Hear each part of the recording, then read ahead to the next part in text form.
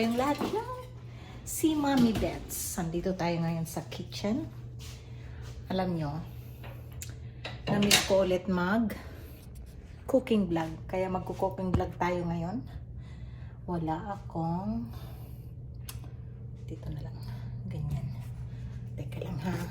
Wala akong stand. So mag-cooking vlog tayo ngayon dahil na-miss ko mag-cooking vlog. Ayan. Kumusta kayo?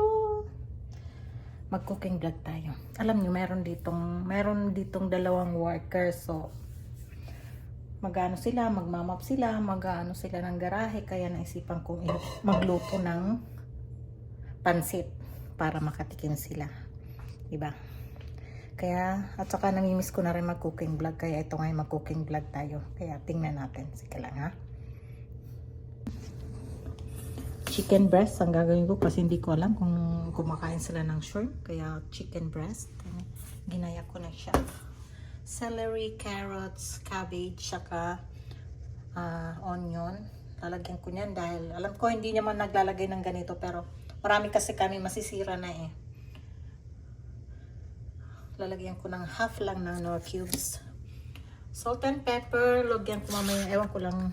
Hindi kasi ako naglalagay ng masyado ng oyster sauce, tsaka syempre yung soy sauce natin. So, ayan, naka-on na to, pinainit ko na. Dagdagan natin ng apoy. Lagay na natin yung mantika. Ayan, ang gamit kong mantika is canola oil. Minsan nagsabi sa akin, hindi raw maganda yung canola oil, but ito yung oil nila dito, kaya yun ang gagamitin ko. Gusto ko sanang i-on yung maingay. Pero ganyan lang. Maingay siya. So ayan, iniinit na natin yung isa na yung sandok. Iniinit na natin yung mainit yung stick sauce, so pasensya na kayo. Oil. Lagyan na natin yung sibuyas muna, unahin natin. Ayan. Sibuyas.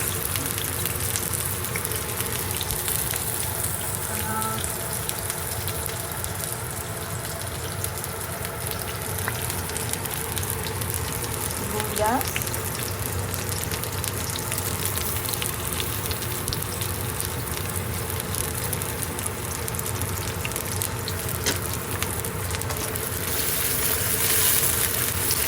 Natin patagalin para hindi siya masyadong madurog.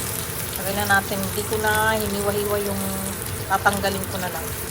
Ayan.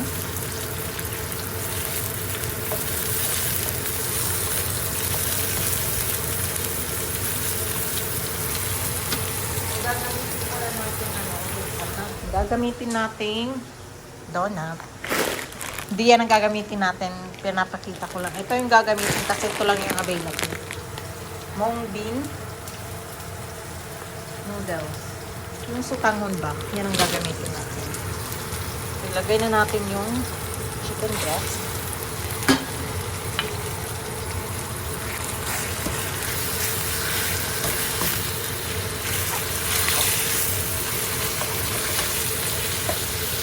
Lalagay ko na yung half lang ng Knorr cubes kasi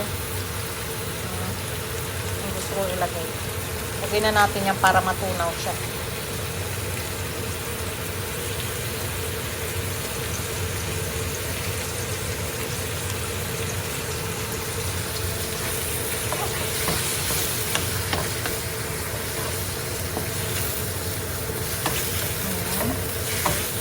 Haluin lang ng haluin hanggang maluto siya.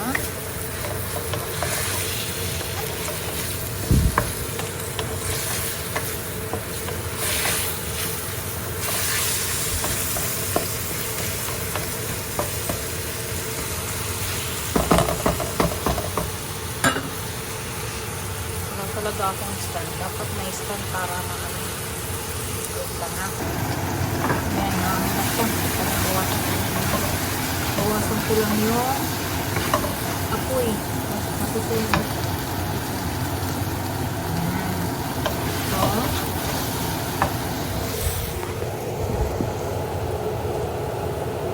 kasi ako ng stand.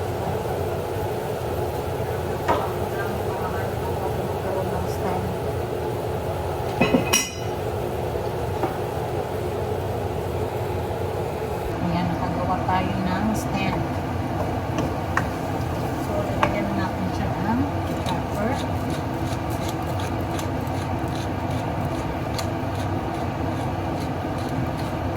Gusto ko maraming pepper. And then, lagyan na natin siya ng milk. Lalagay ko na yung ibang bigyan ko ng apoy. Bigyan natin ng apoy. Lagyan natin na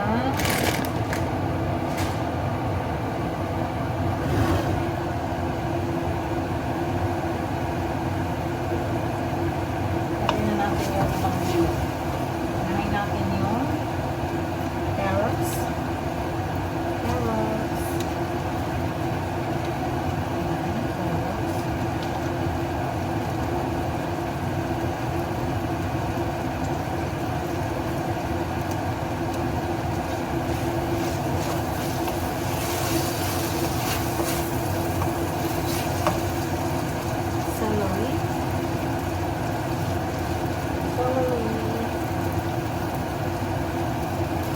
Halo na rin natin yung medyo parang matulas yung cabbage. Huli natin yung bell pepper. Parang garnish na natin yun. So, ayan na siya. Ayan na natin na. Hindi ko siya tatakpan para hindi maano yung hindi overcook pa yung gulay. Ganyan lang siya. Lagyan ng soy sauce. Konting. Lagyan ko na lang ng konting oyster sauce. Hindi ako masyadong naglalagay nito kasi nagpapansin. So, lagyan na lang. Tapos, palutuin natin. Palutuin natin ng konti yung gulay.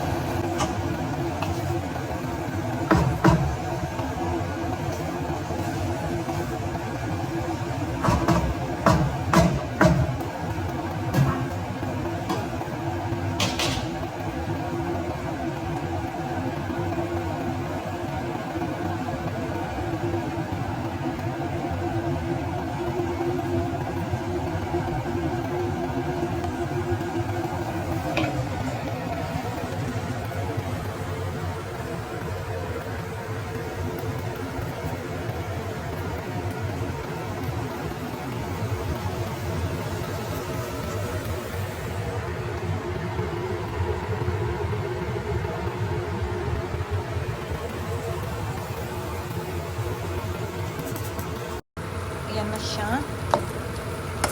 Diba? Hindi siya nalata. Dahil kung nilagyan agad ng kung pinatagal, malalata. Ayan. Ngayon, lalagyan ko na siya ng tatanggalin ko muna yung pang-toppings natin. Tanggalin ko muna yung pang-toppings. Tsaka ko siya lalagyan ng tubig. Kunin natin yung pang-toppings. Ayan, kinuha ko na yung pang-toppings.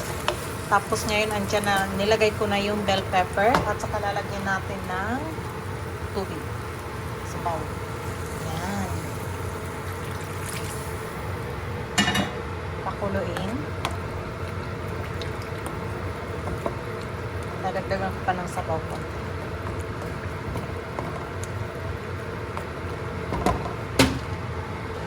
Dagdagan natin ng sabaw.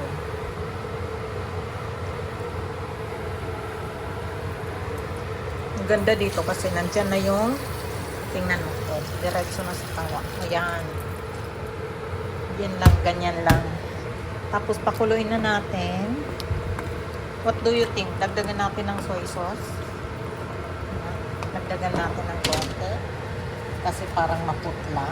Pero para sa akin, okay na yan ang kulay na yan. Hindi na lang natin. Yan, medyo makulay na siya.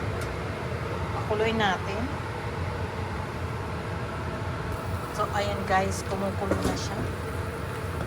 Konti lang yung tubig dahil konti lang naman ang noodles na ilalagay natin. Ito yun. Alam ko yung iba nababad muna yan sa mainit na tubig. Ako po hindi. Diretso ko siyang ilalagay doon mismo sa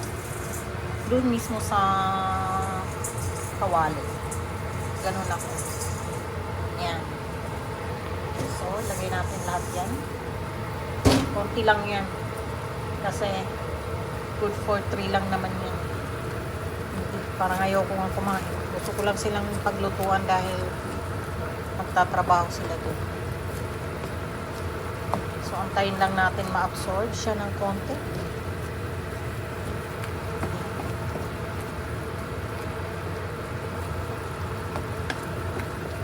Sana tama lang yung tubig niya. Tama lang yan kasi para maluto yung sutang. Wala kasing bihon kaya yan ang ginamit ko. Tanggalin na natin yung abakayo nila ng garlic. Tanggalin natin. Nasa na yung isa? Nasa na yung isang garlic? Baka manguya nila eh. Sabihin na mga French to, hindi nahihirapan ako sa kanila makipag-usap. Kaya bit-bit ko palagi yung cellphone ko. Agad ako sa GPT. Yun ang para pan-translate. Kasi mahirap makipag-usap eh. Ang hirap makipag-usap. So, ayan na siya guys. End up na inubos ko konti lang pala inubos ko yung isang packet. Patayin na natin itong ingay-ingay. Ingay-ingay mo. Ayan. Wala nang ingay. So, pa-absorb lang natin siya. Luto na to eh. Absorb lang natin siya. Basta naubos ko na yung isang packet. Isang buong package. Kasi parang konti lang yung Ayan. Napaka-colorful. Napaka-colorful ng ating pansit. Chicken pansit. Ganda ng kulay. Ang ganda-ganda eh. Na-miss ko talagang mag-cooking vlog. Kasi pag nagluluto naman kasi ako dito, nahihirapan ako. Wala akong stand. Maganda sana pag meron ditong meron ditong lalagyan ng camera. Tingnan natin. Tsaka nahiya ako minsan pag nandito sila nag-video ka bang nagluluto. Maganda yung wala. Para nakakapag ka maigi. Diyan lang muna yan. Hayaan natin siyang mag-absorb para mas lumambot yung sutanghon. Konti lang pala yun. Yan, konti lang siya. Okay, guys, ayan, luto na siya. So, ilalagay ko na siya sa container para dun sa dalawa. Eating my noodles! He is very good. He's very good. Hey, Mom, have you seen me? Stefan eating noodles. And Francois noodles. He's very good. Very good.